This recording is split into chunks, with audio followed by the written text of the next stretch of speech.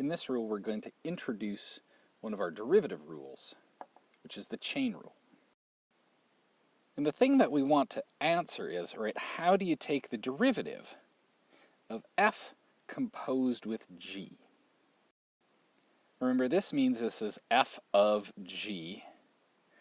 And so this is a composed function which has an inside function, g of x, right? And so this becomes the input for our outside function, f. Right, so we put x into g, we get the output of g, and we plug that into f. Right, so the rate of change of this composed function is going to end up depending on two distinct things. It's going to depend on the rate of change of f at its input value, right? So the rate of change of f at g of x. And so that's going to be the derivative of f of simply our input function g of x. But it's also going to depend on how fast g is changing at x. And that's simply going to be g prime of f of x. And so our general chain rule, the derivative with respect to x of f composed with g, right, so that's f of g of x is going to be, it's going to be f prime of g of x, so it's going to be the derivative of f, and g of x is going to be kind of safe inside here, times the derivative of g. Now this is kind of a cumbersome way of writing it down. I tend to think of this as two functions, an outside function and an inside function.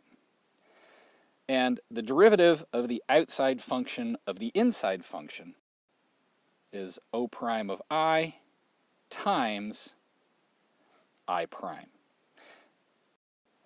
The nice thing about this approach is I can calculate these two derivatives separately, right? I can calculate O prime and I prime as their own pieces. So I look at the outside bit, right, and I is in here, and then I take the derivative of that, right, and I think of it as this magic box, right? It doesn't really matter what I have in this box. I can treat the entire box as my variable. We're going to see examples of that in a little bit. And the inside function is usually pretty easy to see, right? So we find our inside function, and we take the derivative of our inside function. And then I simply put these pieces together to get the result. The derivative of the outside function with the inside function intact times the derivative of the inside function. All right, so our general rule for the chain rule, the derivative of f of g of x is f prime of g of x times g prime of x.